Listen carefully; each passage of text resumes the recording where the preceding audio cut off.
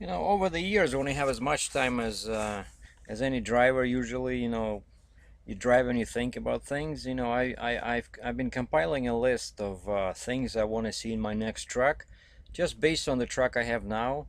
And when I could see the shortcomings and areas I can improve. Um, and I made this list, so I'll just give you guys a few ideas here. So it should be, of course, as aerodynamic as possible because we're not paying 25 cents per gallon anymore. Um, it's $4 per gallon or five in most parts of Canada. So mirrors, no stacks visible, no side skirts because I'm pulling a flatbed. I don't want to see any air horns on the roof. Inside, you spend so much time in the truck. I want to see leather and I want to be comfortable. All the gauges, very important because if you don't install them from the factory, then it'll cost a lot of money to install them afterwards. I want to see each part of the dashboard filled with a gauge. Okay, frame. My current truck has a 235 inch wheelbase, just a basic typical Canadian truck. 244 is the maximum I can have now, as far as I know. So that's what I want to have because longer wheelbase, of course, gives you better load distribution and a better ride. Um, these work best. Half fenders for a flatbed. They protect the rear of the sleeper. So that's what I want to do. I want to, with my 3-axle step, I want to be hauling up to 75k in payload. I need short ladders on both sides of the frame so that people don't climb over my fenders. So noise insulation, very important. My current truck is real noisy, and this contributes to you feeling tired at the end of the day. Now sleeper, personally, I think that flat roof trucks look amazing, but they make more sense for a flatbed operation rather than a step deck operation. I'm not talking about dry van. If you're pulling a dry van, then of course you need to get a full roof fairing on the truck. But I've been thinking about this, and I've been looking at trucks, passing me or heading towards me on the opposite side of the interstate. And actually, I think that if even a flat roof would make sense for a step deck, because even though people order step decks, that's my next trailer, right? People order step decks when they have a very tall load, but you have a drop from the upper deck to a lower deck. So even though your total height is 13.6, 13 feet 6 inches, highest uh, dimension you can get here in Canada and US, you are still only 8 feet above the upper deck, right? So you basically like a flatbed. So I think a flat roof would make sense. Insulation is key. You need a bunk heater. Well, I don't use a TV or fridge, so I don't need those. Now engine, I want to have a 1850 torque because 2050 is an overkill. I'm not gonna pull 50-ton loads.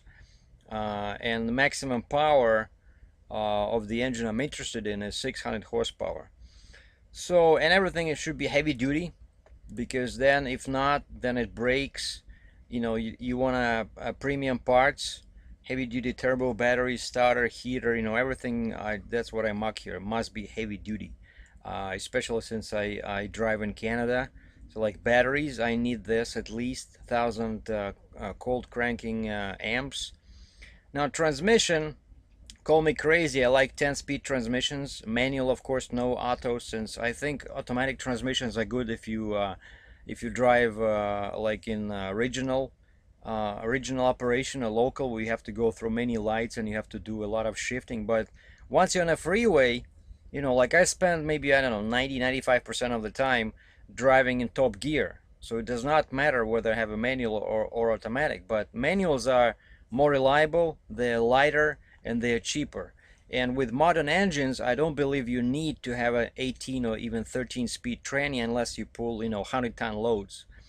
So that's why 1850 torque, 10 speed, rear axle, I don't want to drive too fast, maybe, like 62, 63 miles per hour. Heavy front axle, semi-heavy rear axle, because you don't get a full credit if you get a permit with these. You know, like front axle is good if you haul oversized, like, or heavy, overweight, but you'll never get 46,000 in a permit with a permitted load.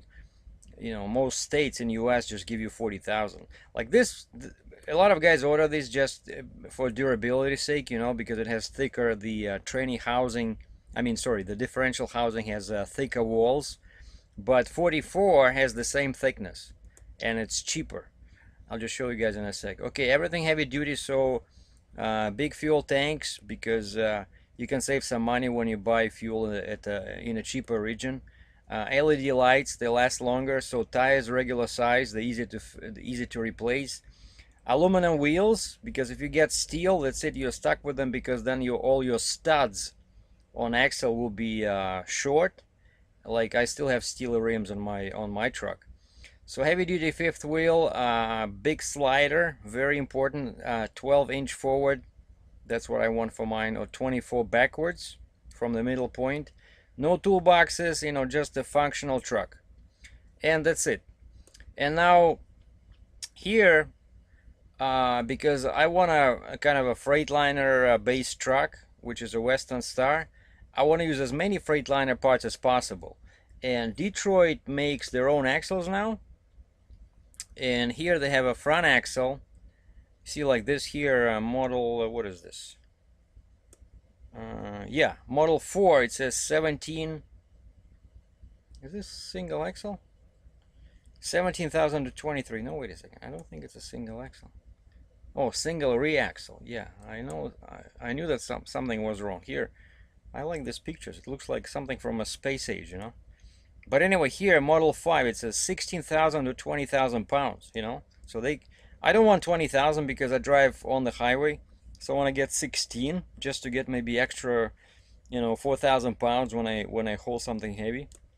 And once again, I still I consider my future truck just a semi heavy haul, because I only have a 3-axle step deck. I will have in June. It's not a RGN, like, you know, where I'll be hauling, you know, 60-ton loads. Now tandem reaxles, they have 46 and they have 44. The problem with these is that they only designed to handle 1850 pounds of torque, you know. And that's why I mentioned that tranny before, 10 speed, because it only supports 1850 torque. You see here, where is the torque? Maximum torque, Detroit Tandem. Wait a second, I see here 2050 now. Oh, maybe they upgraded, I don't know. But the ring gear size, see, it's pretty much the same.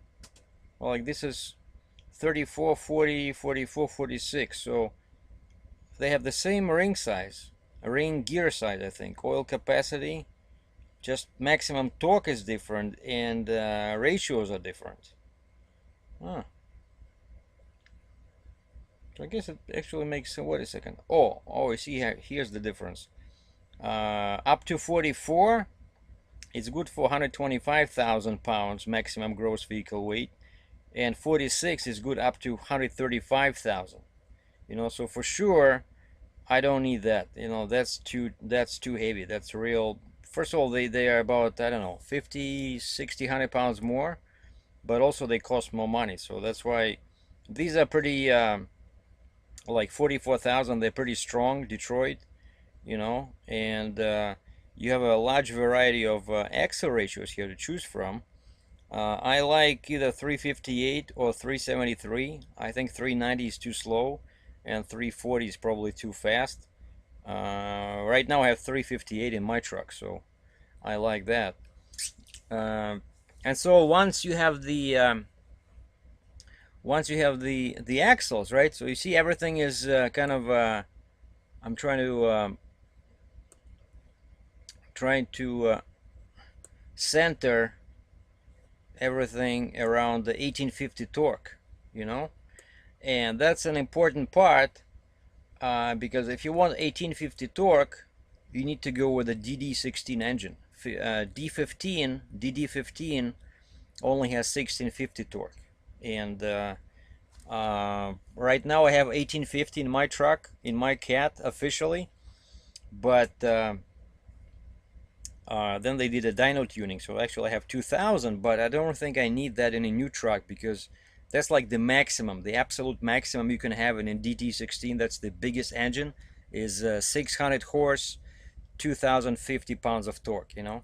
You need that once again if you're Australian and you're pulling like 10 trailers behind you. You know, for my 70,000 pound payload on a triaxle step, I think I'm gonna be fine with a 1850 torque. And I'm just gonna show you here in a second.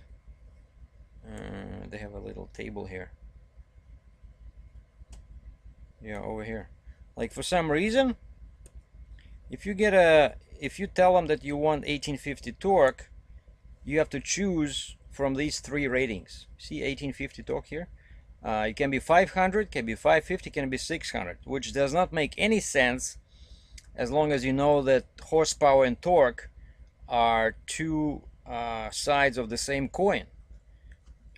Basically, I would go with this, with the highest horsepower rating for the same 1850 torque. So 600 horsepower, 1850 torque. You really don't need this. This one is nice, you know, like a multi-torque power rating.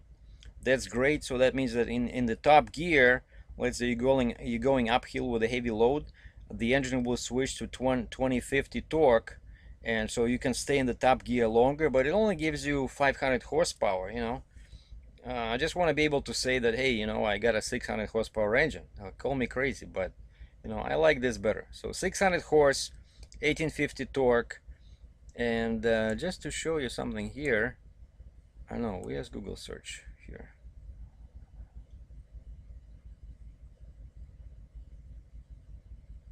Come on. All right. I'm gonna show you guys this formula here. Horsepower, torque.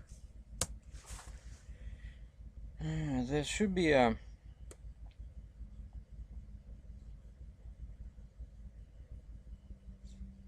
simple guide. I think it's here. Because everybody's saying, you know, oh no, you need horsepower. Oh no, wait a second, you need torque, which is totally incorrect, because it's the same thing. It's just that torque, it's a given, right? You cannot change torque in your engine. Okay, where's the formula? See, they gave me all these. I don't want this. Give me a formula here. That's the formula I was talking about.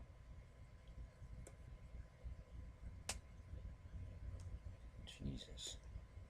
Anyway, here, this is a very easy formula. HP, your horsepower, equals torque times RPM, revs per minute, divided by 5252. You know what I'm saying? So you can only have 1 horsepower at any given you know, revolution per minute.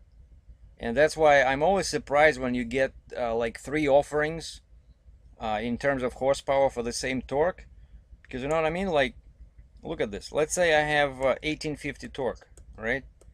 And Detroit claims that they give you like the top horsepower you get at 1800 RPM, right? So divided by 5252, that's like a set number. You cannot change it. So you get 634 horsepower. So if you have 1850 torque, then at 1800 RPM you get 634 horsepower. It cannot be less, it cannot be more. There's a formula for this, right? And that's why I said that you have to choose the highest horsepower rating for the torque you chose. In my case, 1850. Why? Because if you get, let's say, 500 horsepower at the same 1850 torque, that's total BS. That means that they are limiting something. They are not giving you the full power, you know.